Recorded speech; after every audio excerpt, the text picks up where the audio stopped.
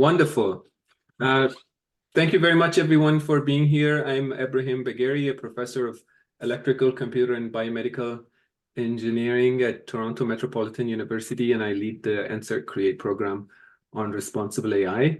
I am very pleased to introduce our invited speaker, Dr. Stephen Kelts, today, who is a lecturer in the University Center for Human Values. He's also an ethics advisor to the Responsible AI Institute, as well as part of the Princeton Center for Information Technology Policy. His recent research focuses on the special nature of today's tech firms and their potential for ethical action, including an article in a special issue of IEEE's Technology and Society magazine. He's the recipient of a grant from Princeton's Council on Science and Technology for a program called Agile Ethics, teaching undergraduate computer science and engineering majors how to consider ethical issues within their professional workflows. He also received a seed grant from Google to apply findings from this program in corporate environments, looking specifically at the uses and misuses of utilitarian logic by engineers on agile teams. Stephen has also led the Graduate Futures initiatives on ethics of AI for the graduate school, with the objective of encouraging PhD candidates in all disciplines to apply their expertise in the field of tech ethics at universities or in corporations. Thank you very much, Stephen, for accepting our invitation. We are very excited for your talk, and the virtual floor is all yours. Thank you so much. I'm very excited to be here as well. Toronto Metropolitan University is actually where my wife graduated some time ago. Since we're recording, I won't say how long. It's her home. Canada's her homeland, and of my mother as well. So really, really proud to be doing this. And thank you for that nice, very nice, exhaustive introduction. It's making me think I should take a few weeks off. There's a common theme that pulls together all of those activities that I'm engaged in, though, and it's about responsible, ethical behavior within the tech corporation and how the structure of tech corporations, everything from how tech corporations are capitalized, either by venture capital or later when they go public, everything from how they're capitalized to how their teams of engineers operate on a day-to-day basis. Now, I am an ethicist, and over one of my shoulders here, you see that my primary appointment is in a Center for Human Values. So I do teach ethics, and that means I teach quite a bit of philosophical theory. And there is an approach to responsible innovation, to AI ethics, which is the use of theory and concepts to critique, either to critique behavior, to critique corporations, to critique the social effects of a given technology, but to critique. That's one of the things that we become familiar with AI ethicists doing. Right? And I do a little of that too. But today, what I'm actually going to be talking about is the behavior of engineers within organizations and how to think of it as, how to approach it as ethical behavior. If you're heading into a tech corporation down the line and you wanted to think, how should I be ethical? What sort of challenges will I face within this corporation? Well, we're going to think about some of those things today. Also, if you're a policy student, I teach also in our School of Public Policy sometimes, and I use the Agile Ethics program that you heard about before. If you're a policy student, it'll also help you to understand what's going on inside these corporations, at least a little bit. I'll help you understand what's going on inside these corporations, such that you could think about what it would mean to regulate that corporation, right? Not just regulate its outputs, right? Or its inputs, it's the data it uses to train its large language model needs to be like this. Here in the States, we have the FTC, the Federal Trade Commission, working on things like that. Or regulate its outputs.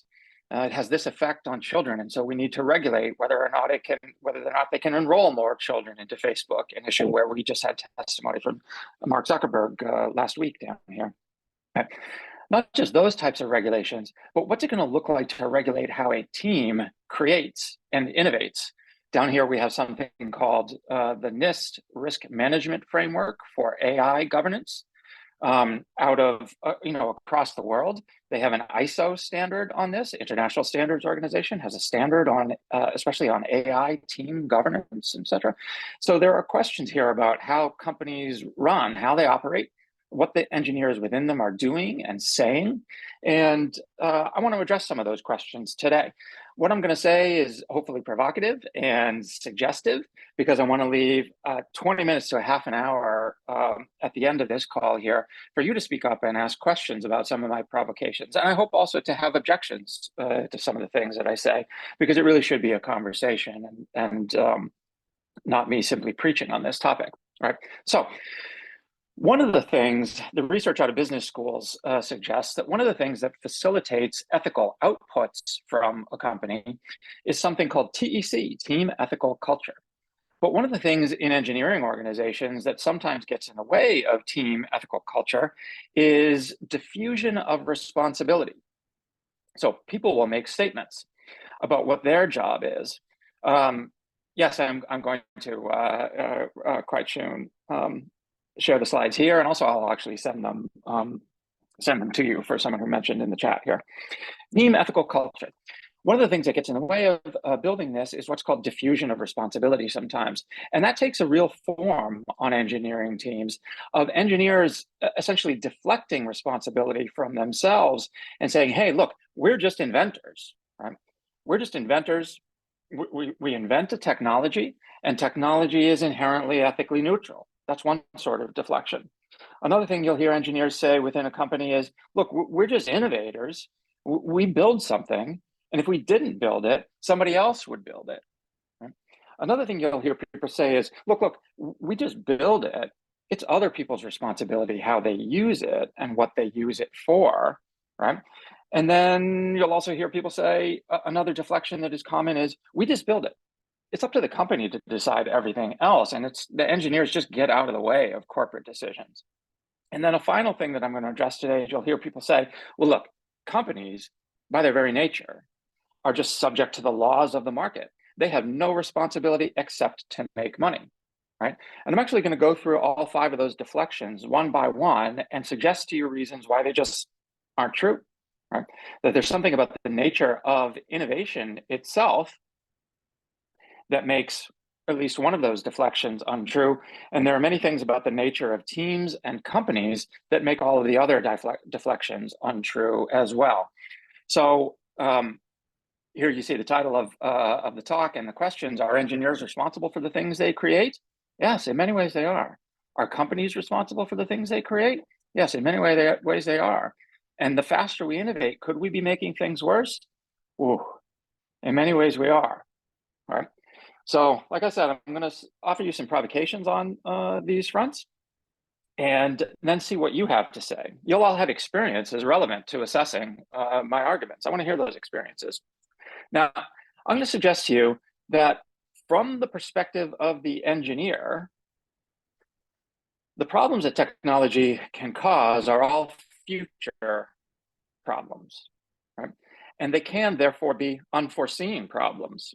They can be unanticipated problems. They can be, as well, unintended problems. And all of these things create problems for ethics. From the perspective of the AI ethicist, I could write a whole book about, say, biased, unfair algorithms. They, indeed, in many instances, do create biased results and etc. But notice that that judgment is a theoretical judgment that occurs well after the technology has been deployed and its operations have been assessed. But from the perspective of the engineer, it's often the case that those future problems are unforeseen, that they are not anticipated, and that they are certainly not intended in certain instances, right? So you see headlines here about the unforeseen consequences of new technologies.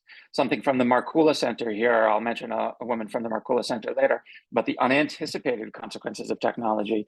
You see Trevor Noah warning us about the unintended consequences of tech, right? But it's not necessarily the case that the fact that these things are unforeseen, unanticipated, or unintended make it impossible for us to act ethically.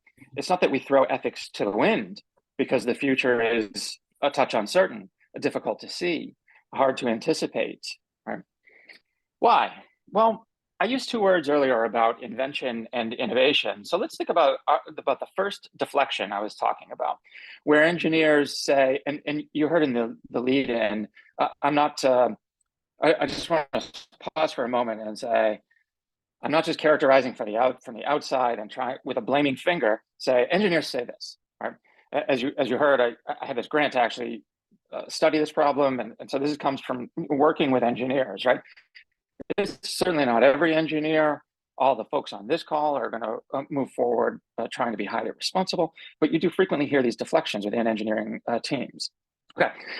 One of them was, look, we just invent things, right? The technology itself is ethically neutral, right? I'm going to argue to you for 2 slides here that that's not really the case, that what companies do, especially, is innovation, and innovation is always human oriented, always, right? You might have heard of the case of Edison's light bulb, right? In 3rd grade, they might have told you Thomas Edison invented the light bulb. It's a way of saying it. It would be really right up the road from Princeton in Menlo Park, New Jersey. Yeah, we had a Menlo Park before California did. But it's not really true of Edison that he invented, right?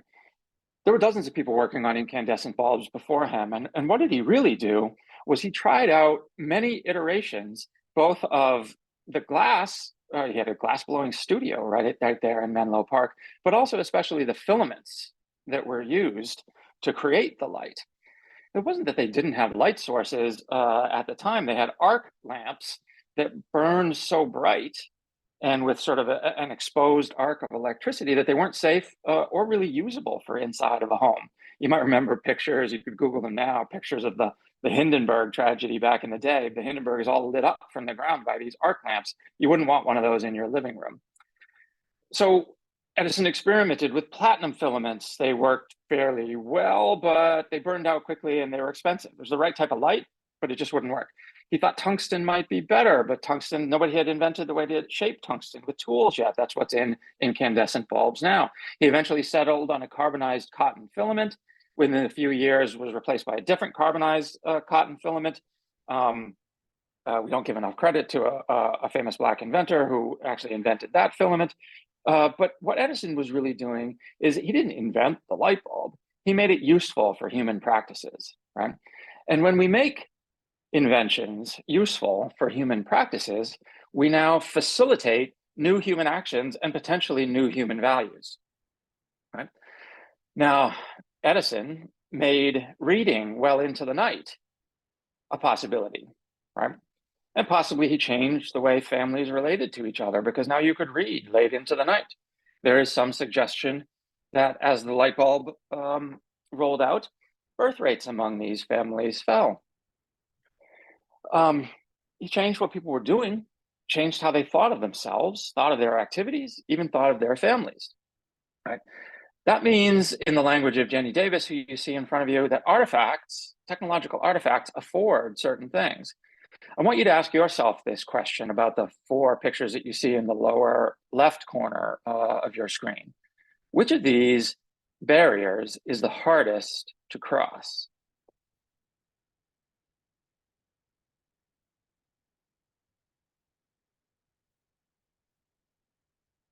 Whatever you thought about that, I usually start a discussion around that, but whatever you thought about that, now imagine it's the case that there are some billionaires partying in the club that is guarded by that rope, right? And if you have the requisite money and connections to get past that bouncer, you will get past that bouncer. But if you don't, you're going to get beat up, right? That barrier now is a little bit harder to cross. Imagine the police tape, right? And instead, what you are is an African-American in St. Louis who has just witnessed Michael Brown be murdered by a white cop. And that police tape goes up and you saw it and you want to influence this investigation. You're shouting from the outside, but you know there's now a significant danger to you for crossing that yellow tape. Imagine that you're actually out in the wilderness. This barbed wire fence, that's actually razor wire fence, is not electrified. You're out in the wilderness. You have a wire cutter. Well, now that barrier is actually easy to cross. Imagine the rope barrier has Tiger Woods playing a golf tournament behind it, his last golf tournament ever, let's say. Well, you're not getting across that barrier, right? artifacts interact with their human environments to afford certain actions. They might request an action, or they might demand an action. They might encourage you to do this or simply discourage you. They might at times refuse an action. And the weird thing is that yellow tape could absolutely refuse an action in bad social circumstances, right? So mere artifacts, mere inventions are one thing, but as we roll them out for human uses, they interact with human environments and therefore afford certain actions and not others, right? So the way you roll out a technology is necessarily ethical, okay? Now, because of that, and because our actions are sometimes unanticipated, right? We can't necessarily critique the social use that is going to be made of a particular technology. So Google, and we can come back to this slide later if you have more questions about it. In 2018, I believe through about 2020, Google hired this woman from the Markula Center at Santa Clara University named Shannon Valor, and she developed an education program for engineers that was based around the virtues. Now, the virtues are dispositions of character. It's a particular type of ethical theory, but it's dispositions of character to take the right action at the right times under the right circumstances. Right? So it's not about the social effect of what you're doing. It's not about the intentions of your act. I intended to cause this effect, or I intended to undermine the autonomy of users by inventing infinite scroll or whatever. It's the disposition you take towards the act, right? And she said, when you're talking about technology, the thing about it is you need designers along with it. They're the ones who are going to help you think through the human uses, the human needs, the human wants that are going to be satisfied by this technology in an uncertain world. You need to think about all the users of this technology across the world. You need to think about the vast cultural diversity across the world. So in reality, as a programmer, as an engineer, you need a disposition of thought, a disposition to think ethically about the technology you're putting out there and the human uses it can be put to. If it is put to uses that you do not anticipate, right, you may be able to deflect some responsibility from that, right? But it'll be your responsibility now to mitigate those bad uses, right? To try to change the design of the technology. And the fact that it'll be put to unanticipated uses doesn't mean that you can deflect any responsibility now. All technology interacts with humans and with human values in many ways. And it's your responsibility to at least think through all of these things, to be a skillful innovator, to give moral consideration to others, to communicate and to deliberate with them, right? Think about design thinking, human-centered design, value-sensitive design, or some of these concepts, right? To keep calm in the midst of this uncertainty and to move forward with creating technologies in a way that you understand to be good and well considered, right? The second deflection I want to talk about is the deflection that says, look, if we didn't build this technology, someone else would. So we just need to get the technology moving, all right, and put it out there as an MVP, a minimum viable product, without thinking too much about what its social effects are going to be, right? And just get it out there, because otherwise we'll be beaten to market, right? Well, the interesting thing is that the production method that most engineering teams use, it started in startups, but it's diffused to, I believe it's 98% of tech companies, especially in the information communication technology space, use something called an agile method of production. All right. You might have heard of agile before. It travels under other names, Scrum, Kanban, and sometimes ML ops, and et cetera. These are all related to agile. Companies have adopted agile, but they haven't talked about the values that the original purveyors of the agile method thought were encoded within it.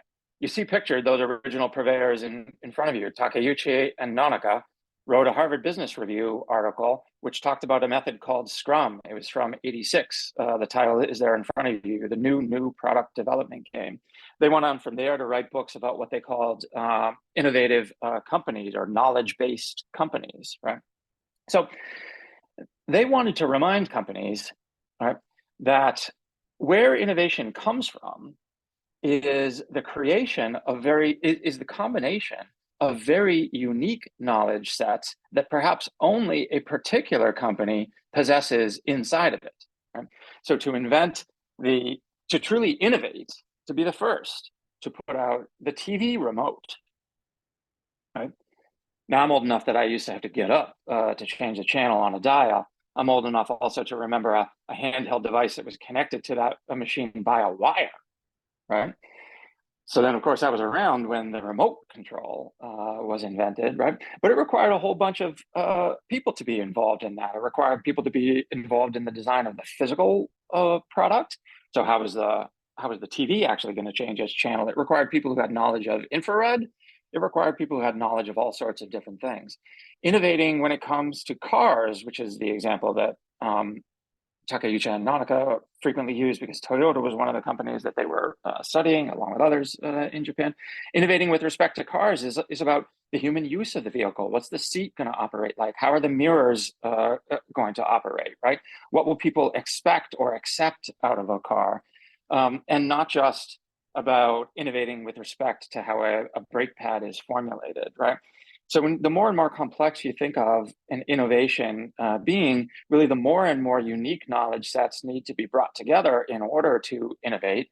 And so in reality, it's frequently the case that imitation is something you can get quickly to market, but innovation is something that can really only occur in one company with one set of ideas at one time. Right? So that Uber and Lyft could both think of rideshare apps at the same time. But of course, that could only really occur at one time. Once we were all holding these in our hands, that's a cell phone that I was holding up there. And once they had location services in them, and once the apps were requisite for this, and so on and so forth, then the innovation could come about, right? So innovation mostly occurs within one company from one set of knowledge sets, or it occurs at a very particular time and place. So if one were to hear folks saying, look, if we don't build it, someone else will, we should question that. That's not always going to be the case. Sometimes it's really only your company that has the requisite knowledge to do particular innovation, right? Another deflection that you hear within all sorts of companies, but sometimes from engineers, is the deflection, look, we just build it. It's other people's responsibility how they use it and what they sort of use it for, right? I actually want to go back here, sorry. Go back to the Shannon Valor slide here and suggest to you, because of what innovation is, I'm going to make this argument just very quickly. Again, because of what innovation really is, now we know a bit more about it, perhaps from thinking about Nanaka and Takeuchi. Because of what innovation is, right, it is necessarily planned in some sense, right? A design team does indeed need to be thinking about the human uses of their technology, right? They are very consciously bringing together. Google is famous for having self-organizing and self-reorganizing teams, right? They are bringing together people from particular teams who have particular knowledge sets, infrared light, the design of small handheld devices, televisions, and et cetera, just to invent the remote control, right? People who have knowledge of X, Y, and Z, of visual recognition technologies, of apps, and so on and so forth, just to invent Google reverse image search, which you can do from your phone now. So when you consciously bring together different sets of knowledge in order to innovate with respect to technology, you are already and necessarily thinking about the human uses, the human needs, the human wants that will be satisfied because of this.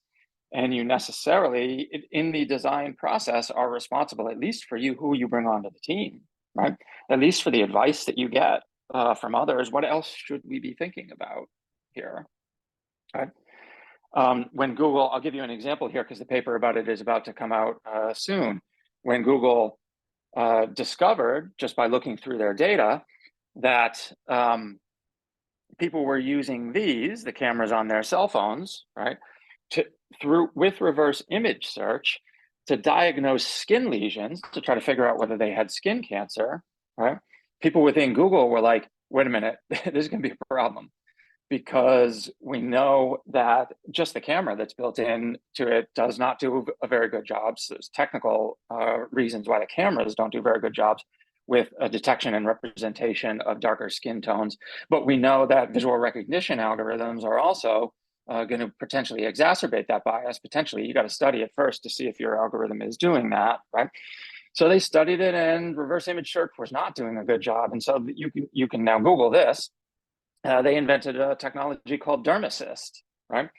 And they're like, we got to get out there, and we know that people are using this technology in this way. When it's detected that a user is using reverse image search to detect skin lesions, we can't leave it the case that this bias and potentially incorrect, many false negatives, and so especially false negatives may be, in this case, the worst possible outcome, although you could think of reasons why false positives would be bad as well.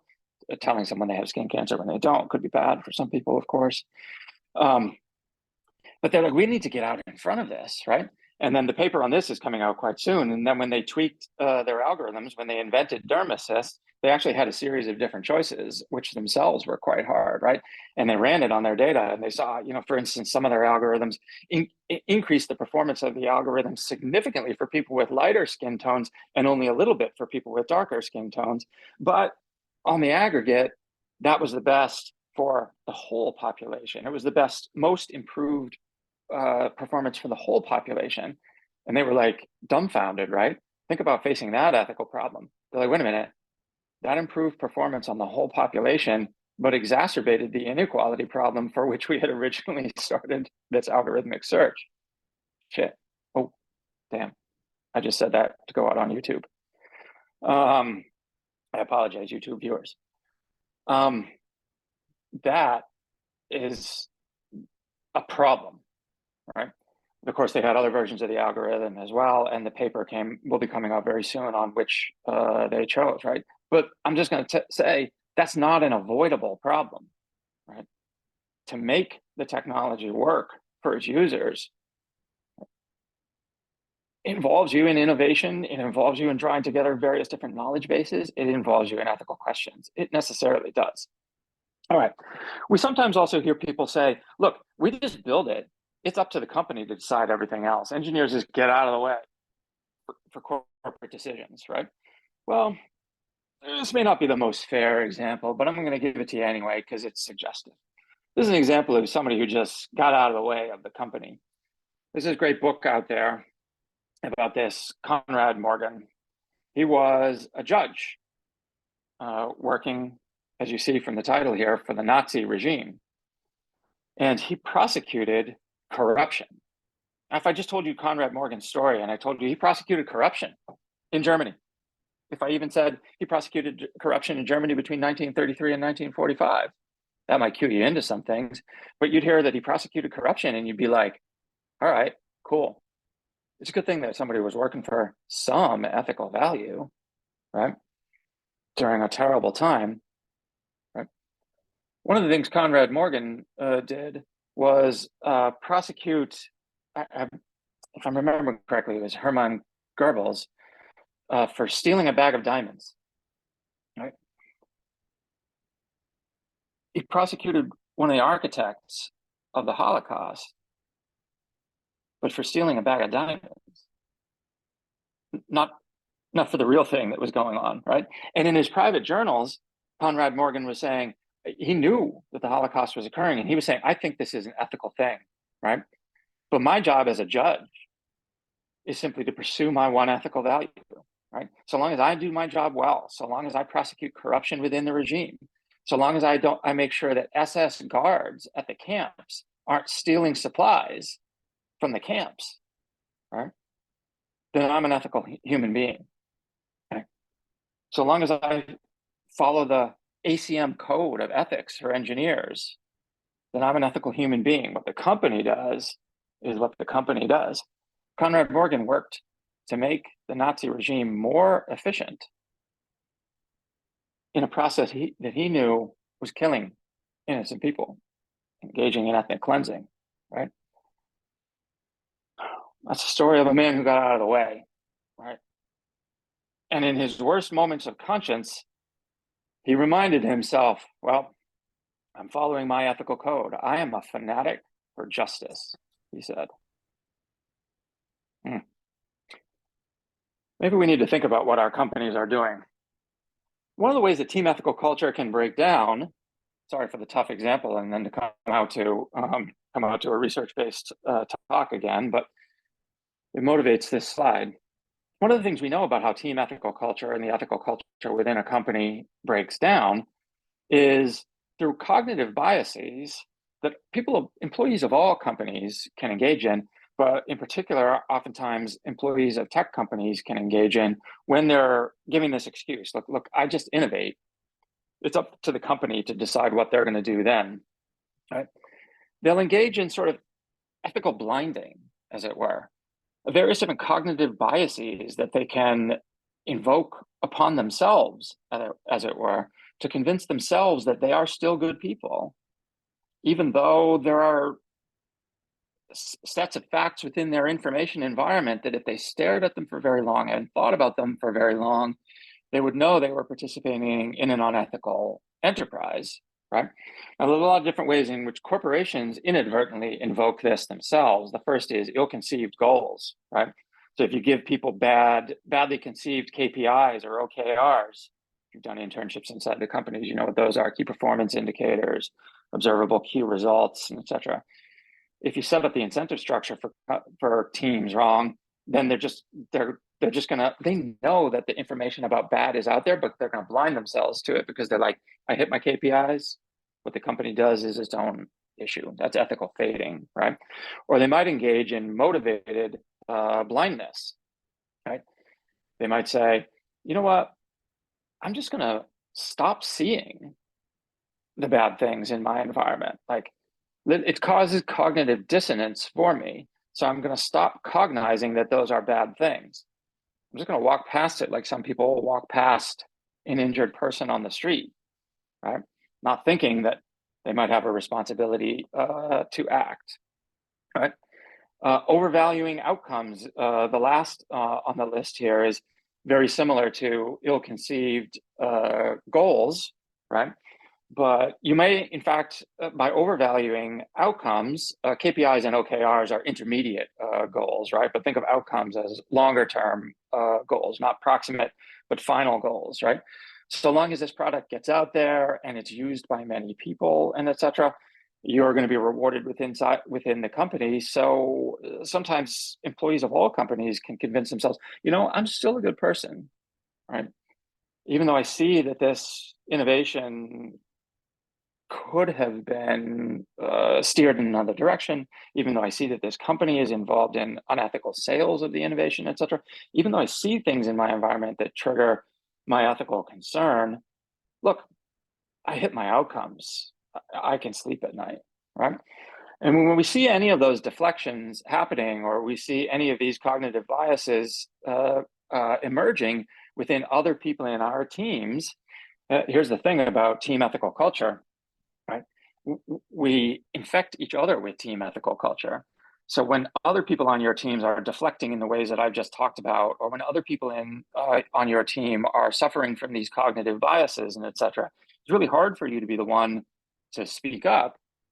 But the weird thing about it, and all the research suggests that if you don't, you soon as well will be simply participating in whatever happens in the company, whatever ill-conceived goals or unethical actions are occurring. You too will become motivatedly blind, right?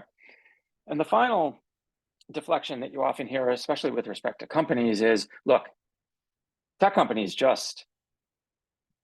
we just innovate and we just put the products out there. We've got shareholders, right? The social responsibility of business is to increase its profits for those shareholders. There's all kinds of discussions about this out there. One of the original gurus of it was the gentleman you see in front of you, Milton Friedman, the Nobel Prize winning economist, wrote a famous article with this as its title in the New York Times in 1971. I can get that for you later if you want, right? And many of the arguments that push along these lines are descendants of Milton Friedman's own original arguments. I'm not going to go through a long takedown of Milton Friedman's own original argument here, but if you went to business school, they would tell you Milton Friedman's argument relies on an outdated conception of the firm, right?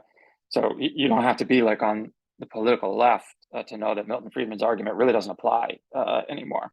He literally bases it on a particular model of how businesses are capitalized, where they get their money from, and what they do with that money, what the operations inside the firm are, and et cetera. And he says, within this model, there's no space for the social responsibility of business. He says there's one and only one responsibility of business to, I can't even see it because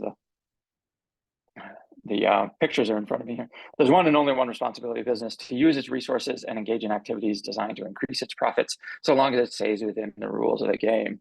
And to tell you the truth, within business schools, all of those terms, resources, et cetera, would have theoretical meanings. So he's making a specific argument there, right? But imagine it. I'll use an example from a philosopher. I can provide you with a link to his work later if you want. But imagine you work for a company that created a fabricated sodium pentathiol, a drug that used to be used in capital punishment here in the States. And imagine the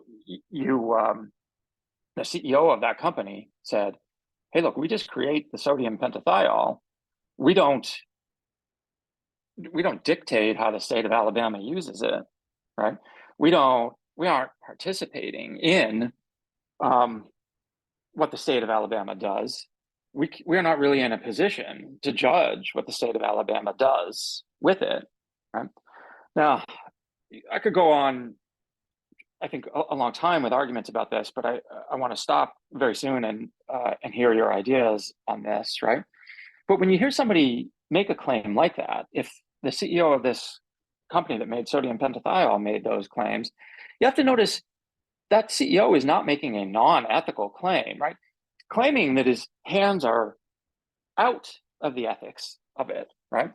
But he's also making an ethical claim there. He's saying there's something about his position that makes him incapable of judging ethically what the state of Alabama is doing with that drug. There's something that makes him incapable of saying that his participation in that in any way involves him in the action. So he's taking a substantive position on what states, political entities do, and what the relationship between those political entities and the corporations is. That's a substantive position. He's making an ethical argument there, right? And it could be that he's just simply approving of capital punishment, right? Or at the very least, he's taking a position on the relative responsibilities of various different social actors, right? And he's saying that he can wash his hands of the social action that's going to occur and is because of the company putting out that drug. And that at least is questionable. I'm not going to go through a whole argument as to why that's wrong, right?